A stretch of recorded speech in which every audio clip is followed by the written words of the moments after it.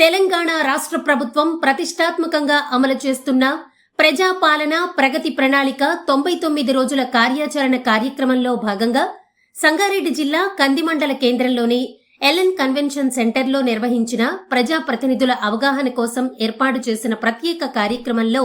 రాష్ట్ర వైద్య ఆరోగ్య శాఖ మంత్రి దామోదర్ రాజనరసింహ ముఖ్య అతిథులుగా పాల్గొన్నారు. ఈ కార్యక్రమంలో MLC Anjireddy, Narayankhed MLA doctor Sanjeevareddy, TGIIC chairperson Nirmala Jaggareddy, జిల్లా కలెక్టర్ పి ప్రావీణ్య, జిల్లాకు చెందిన ప్రజాప్రతినిధులు, ఇటీవల నూతనంగా ఎన్నికైన పురపాలక సంఘం చైర్మన్లు, వైస్ చైర్మన్లు, సర్పంచులు, ఆందోల్ జోగిపేట్ మున్సిపాలిటీ చైర్మన్ కృష్ణారెడ్డి, 13వ వార్డు కౌన్సిలర్లు పొట్లూరి శివశంకర్, 8వ వార్డు రాచకొండ రత్నంగౌడ్, 12వ వార్డు మాజీ కౌన్సిలర్ నాగరాజు, వార్డు మెంబర్లు ఈ కార్యక్రమంలో పాల్గొన్నారు.